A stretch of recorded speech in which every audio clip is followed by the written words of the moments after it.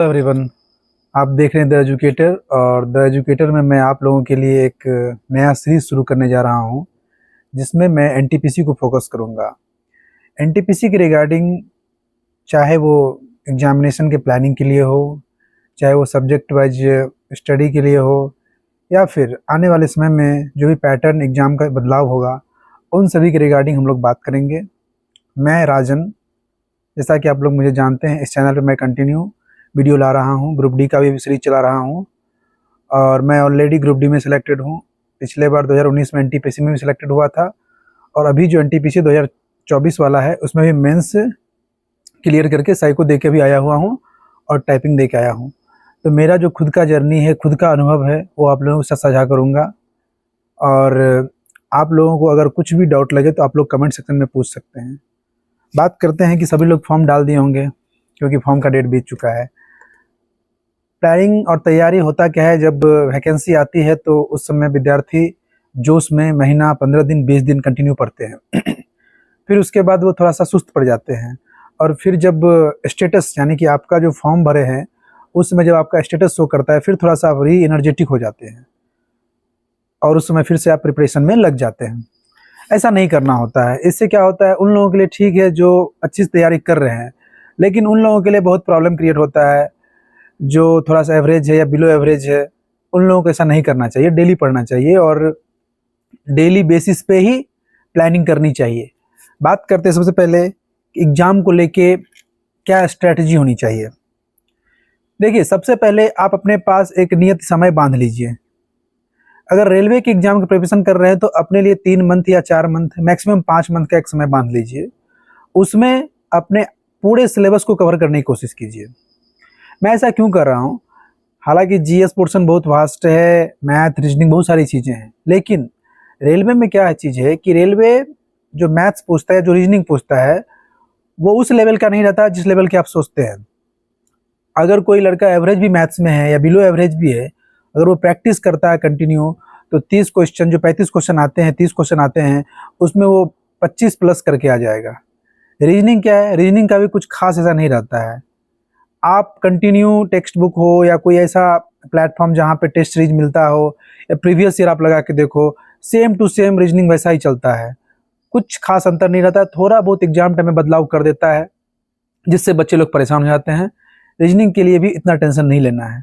Tension लेना होता है सिर्फ और सिर्फ जीके जीएस का। ऐसा मैं इसलिए कह रहा हूँ कि जीके जीएस जो होता है, रेलवे हर साल अपने आप को अपडेट करता है, पता नहीं क्वेश्चन कहाँ से लाता है। तो जीके जीएस के लिए क्या करें। जीके जीएस के लिए बहुत से बच्चे घबराने लगते हैं, कहाँ से पढ़े, कहाँ से नहीं पढ़े। मैं आपको बताऊं, सबसे पहले जीके के लिए आपका जो बेसिक है ना, उसको रेडी करके रखिए। बेसिक बोले तो जो आप ल्यूसेंट से पढ़ते हो या किसी टीचर्स के द्वारा आपने थ्योरी बना के या नोट बना के रखा है, उसको पहले कंप्लीट करके रखिए। ऐसा मैं इसलिए कहता हूँ कि जो 40 रहता है GK GS plus current affairs, उसमें इतना जीएस तो आप आसानी से बना ही लोगे जो कि बेसिक कराता है। जो टफ है वो सबके लिए टफ है, इसीलिए टफ पे नहीं जाना है। सबसे पहले अपने बेसिक को मजबूत कर लेना है। अगर बेसिक से क्वेश्चन आए तो वो नहीं छूटना चाहिए, वो बन ही जाना चाहिए। दूसरी बात, किसी भी मतलब कि किसी भी पीडीएफ हो गया या बुक हो गया, उस पर पूरी तरह डिपेंडेंट नहीं होना है। पूरी तरह से आंख कान खोल के तैयारी करनी है।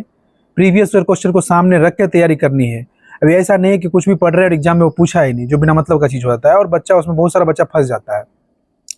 तो जीके जीएस की अगर बात करें तो जीके जीएस में सबसे पहले आप अपने बेसिक को कंप्लीट कीजिए। यानी कि जो बेसिक, जैसे कि संविधान हो गया, ज्योग्राफी हो गया, हिस्ट्री हो गया, आपका जो बेसिक नोट्स है, जो बेसिक बुक्स है, उसको अच्छी तरह से क्लियर कर लीजिए।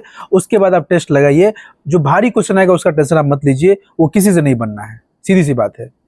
जो भारी क्वेश्चन आता है वो किसी के पल्ले नहीं पड़ना है, लेकिन बेसिक क्वेश्चन आपका गलत नहीं होना चाहिए। दूसरी बात, करंट अफेयर्स।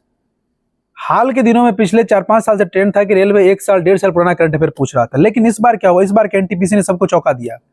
मैं खुद पिछले एनटीपीसी में या पिछले ग्रुप डी में लगभग 1 साल 1.5 साल पहले का करंट अफेयर तैयारी कर जाता था, लेकिन इस साल जब मैं एनटीपीसी की तैयारी कर रहा था तो उसी पैटर्न पर तैयारी कर रहा था। लेकिन हुआ क्या, जो बच्चे पहले दिन या दूसरे दिन एग्जाम देने के, उन्होंने बताया कि करंट अफेयर तो 2-3 महीने पीछे का पूछ रहा है। फिर मैंने 10-15 दिन के भीतर जो लेटेस्ट 2-3 महीने का करंट था उसको प्रिपेयर किया और एग्जाम में हूबहू वही करंट अफेयर्स पूछा। यानी कि अब रेलवे में करंट अफेयर्स को लेकर चिंता करने की कोई बात नहीं है। अभी मैं मेंस लिख के आया हूँ। मेंस लिखा, आई थिंक मैं अक्टूबर में मेंस दे के आया हूँ। क्वेश्चन पूछा अगस्त और सितंबर का। आप सोच सकते हैं कि अगस्त और सितंबर का करंट अफेयर्स पूछा गया है अक्टूबर के एग्जाम में, रेलवे के एग्जाम में। यानी कि आप सोच सकते हैं कि इसका अभी कितना ज़्यादा ये हो गया है, करंट अफेयर को लेकर कितना स्ट्रिक्ट हो गया है। यानी कि आप बहुत पीछे का तैयारी नहीं करना है तो करंट का जो प्रॉब्लम था वो आपका ऑटोमेटिक सॉल्व हो जाएगा। जब एग्जाम होना है उससे 2 महीना 3 महीना पहले, हार्डली 4 महीना, उससे पीछे नहीं जाना है। 4 महीने का करंट आप आसानी से 4 दिन में भी तैयार कर सकते हो, क्योंकि आपको बेस्ट 200-300 हर महीने का पढ़ना होता है। किसी ऐसे टीचर को पकड़ो जो बेस्ट 300-400 करंट अफेयर पढ़ाता हो, उसको पकड़ के अच्छे तरह से पढ़ लो, या फिर कहीं से PDF लेके पढ़ लो। करंट का टेंशन खत्म हो जाएगा। करंट को लेकर कोई टेंशन की बात नहीं है। टेंशन बस GS देगा। GS में मैं आपको बताया हूं कि पहले आप बेसिक को तैयार कर लो। अगर बेसिक को तैयार नहीं कर पाओगे तो प्रॉब्लम होगी। दूसरी बात, जो रीजनिंग और मैथ्स पोर्शन है, इन दोनों के लिए क्या करें? देखिए, बहुत सारे लोग क्या करते हैं, कहीं ना कहीं ट्यूशन पढ़ रहे होते हैं या फिर कहीं ना कहीं तैयारी कर रहे होते हैं। उनके साथ क्या इशू होता है कि वो टीचर के अकॉर्डिंग पढ़ रहे हैं, जिससे क्या होता है कि उनका जो है सो मैथ का पोर्शन पूरी तरह से कंप्लीट नहीं हो पाता है। क्योंकि अगर हम कहीं ट्यूशन पढ़ रहे होते, ट्यूशन के अकॉर्डिंग चलना होता है। 1 महीना परसेंटेज पढ़ेंगे, 1 महीना प्रॉफिट एंड लॉस पढ़ेंगे, फिर 1 महीना टाइम एंड वर्क पढ़ेंगे। पता चला 2 महीने बाद एग्जाम है और मैथ्स में तो 30-35-40 टॉपिक्स है, उसमें से मात्र 5-6 टॉपिक पढ़ पाते हैं और वो फिर पीछे रह जाते। एग्जाम में जाके प्रॉफिट लॉस से 3 क्वेश्चन बना लेंगे, परसेंटेज से 4 बना लेंगे। पता चला जो उनका मैथ्स ऐसे वीक रह गया। इसीलिए मैथ्स का तैयारी करने का सबसे बेस्ट तरीका है वो ये है कि PYQ से शुरू करें। क्योंकि मैं बता रहा हूँ कि 30 में से 20 मैथ्स तो ऐसे होते हैं जो आप आसानी से कर लोगे। कैलकुलेशन बेस्ड मैथमेटिक्स होते हैं। ऐसा नहीं कि SSC की तरह या बैंकिंग की तरह थोड़ा सा भास्ट मैथमेटिक्स पूछा जाता है। मैथ्स को तैयार करने का जो सबसे बेहतर उपाय है वही है कि आप प्रीवियस ईयर मैथ्स को ही टच कीजिए। जो हाल फिलहाल में रेलवे के जितने भी एग्जाम, जानते हैं कि रेलवे का एग्जाम सालों भर होता है, लेटेस्ट एग्जाम को उठाइए, उसी एग्जाम का सेम टू सेम मैथ्स हो या रीजनिंग हो, दोनों को प्रैक्टिस कीजिए। प्रैक्टिस एंड प्रैक्टिस, और मॉक टेस्ट लगाते रहिए। जितना मॉक टेस्ट लगाइएगा उतना आपके लिए बेहतर होगा। मॉक टेस्ट इसीलिए क्योंकि अगर कोई स्टूडेंट अगर 100 मॉक टेस्ट लगा के चला जाएगा, वो कुछ अगर ना भी पढ़ेगा तो भी प्रीलिम्स क्लियर करके आएगा। ये बात सच है, क्योंकि मॉक टेस्ट आपको एक ब्रॉड थिंकिंग, सोचने का तरीका देता है। सिर्फ तैयारी करके या सिर्फ ट्यूशन जाके मैथ्स या फिर किसी पर्टिकुलर GS टॉपिक को कंटिन्यू पढ़ के सिलेक्शन नहीं ले सकते। सिलेक्शन वही लेगा जो थोड़ा सा स्मार्ट स्टडी करेगा आज के कंपटीशन के दौर में। तो इस वीडियो में इतना ही। मिलते हैं NTPC के रिगार्डिंग कंटिन्यू मैं वीडियो लाऊंगा आप लोगों के लिए, और इसमें जो भी टॉपिक होगा, जो भी हमको लगेगा कि आपको बताना चाहिए, आपके साथ आऊँगा, साझा करूँगा। मेरा भी NTPC साइको हुआ है, देखते हैं क्या होता है। तब तक के लिए देखते रहिए और चैनल को सब्सक्राइब कीजिए। जय हिंद।